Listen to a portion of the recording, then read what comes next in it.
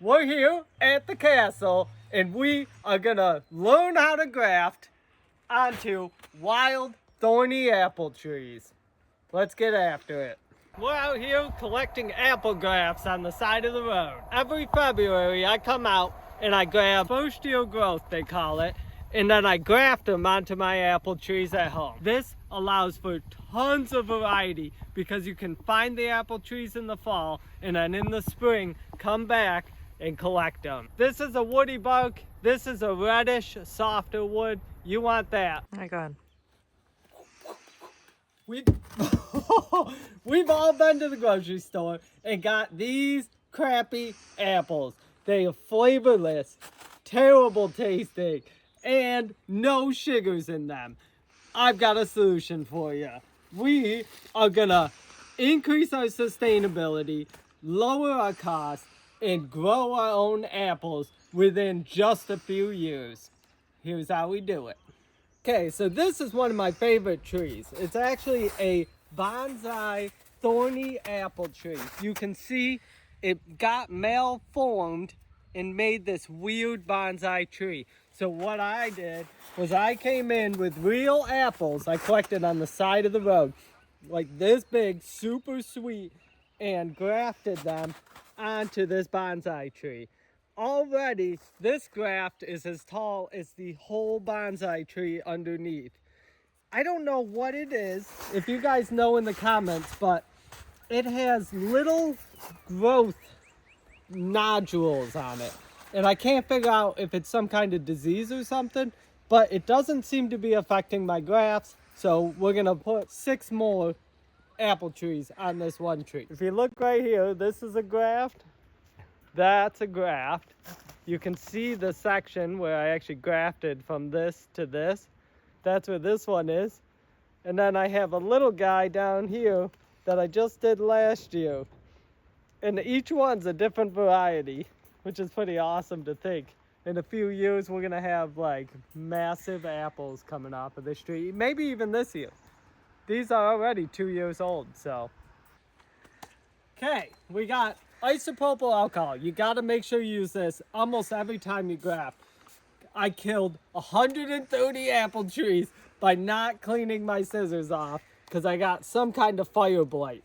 So make sure you clean your scissors, you get your graft, you come over to your wild apples. This is a crab apple. They're inedible, but you can come over here and just clean up the graft area so there's no extra sticks, like so.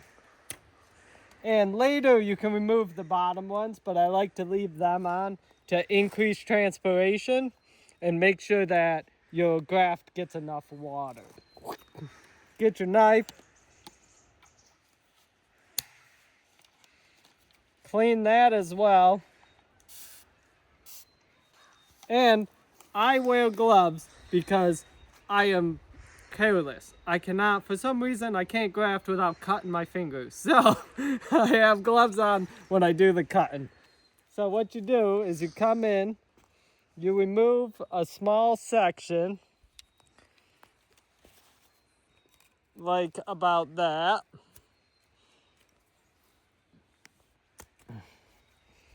And then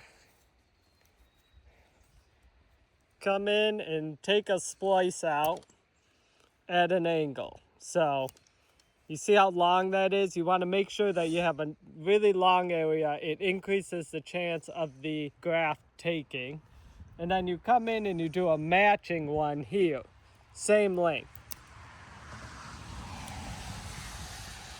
Okay, so you have 2 matching and they kind of fit together like that. But what you want to do is come back in and wiggle down. Don't push because you're actually just trying to wiggle down to make a slit sideways. See how that is? Yeah. Okay. And then do the same matching one in here.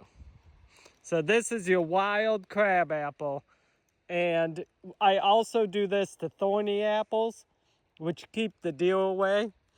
So if you do whatever wild apples you have, thorny apples, crab apples, they all work.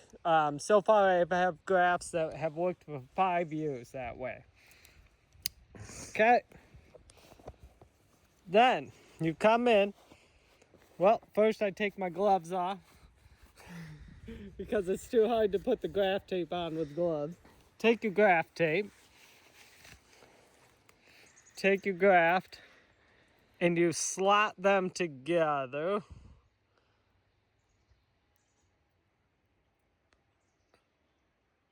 And you want to line up what they call the cambium layer, which is just the green layer inside the stick. You want to line up the edges of them so that that layer matches. Then all you do, you take your graft tape. I start from the bottom and I just do you want to do it as tight as possible. But the first layer I do kind of tight, but not where it's going to mess up your graft area. And then go all the way down, really nice and firm. You really can't go too strong with this. And then tear it off. And there you go. In a couple years, this graft will actually have full apples on it.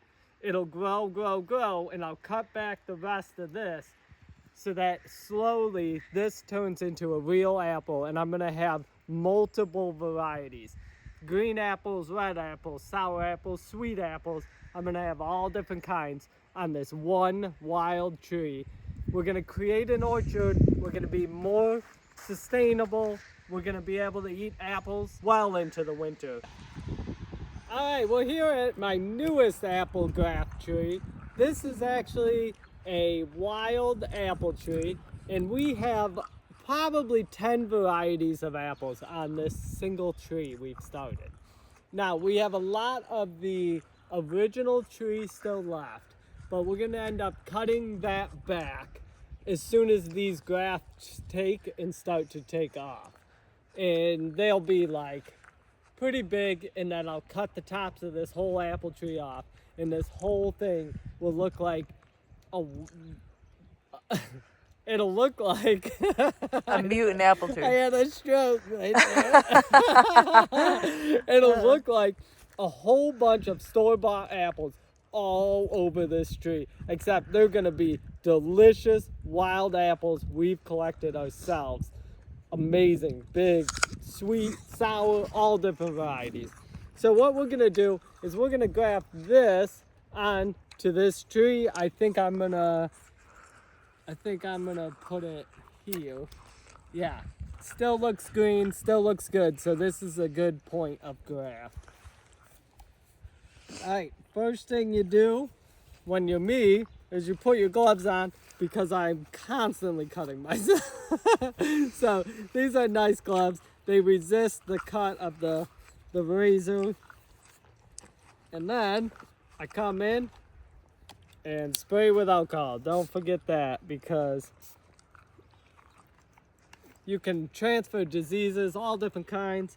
I'm not a botanist. I really don't know the varieties. I do know there's fire blight, which has killed a lot of my apples. So, all right.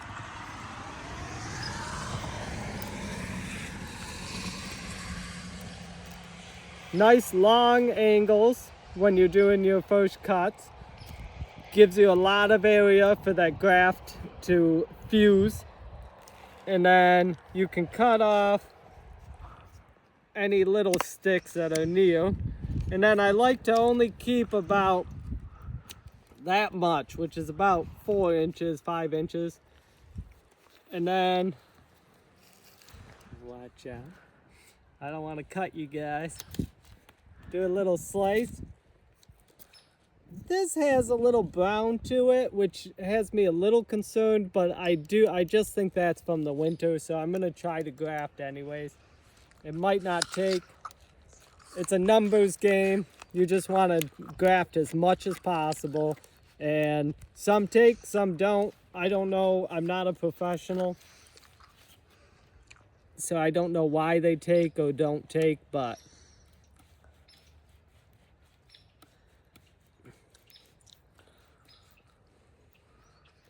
there you go. Then come in and just splice those two connection points together. And you can see this bottom one is thicker than the top one. So what you want to do is line up just one edge of the stick. I just come in, I throw in a nice layer, as tough as you can get it on there, because I don't think you can overdo it. You might be able to overdo it, but I've never overdone it. So just nice and firm. Oh, that was too much. I don't know my own strength sometimes. Okay, so there you go. And go past the bottom of the graft so it seals out all the weather. And sometimes I go back up a little bit, and then just give it a pull and snap it off. Sometimes your grafts don't stick the best, your tape. So I'll throw a piece of electrical tape. Might be the type of tape I'm using. Probably the cheapest tape you can get, which I should get more expensive tape, but. And that just holds it on. Make sure the wind doesn't unwind your graft. And that's it. That's how you build your own orchard. We have 50 apple trees on this small 8 acres, and we're only using 1 acre of it.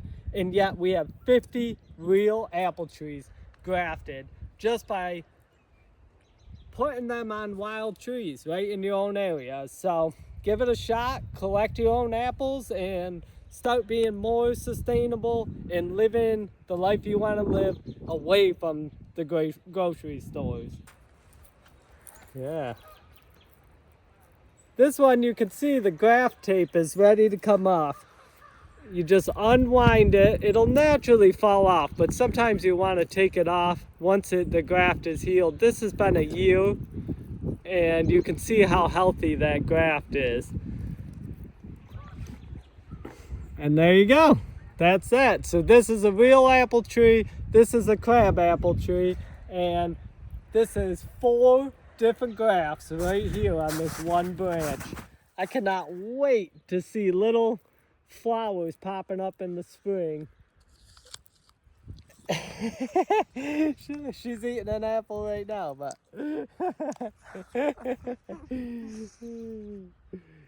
now don't go to the big box stores and get apples, get trees any longer. If you have any crab apples, decorative, thorny apples, any kind of apple tree, go around, collect grafts, and just do it yourself. You know, they never survive. They don't water them, they don't nude them, they're unhealthy. These trees are super healthy, they grow natural, they're perfect for your conditions because they're already in the ground and they're wild. And just create your own orchard. We call this asinine acres because we have 9 acres and an ass owns it.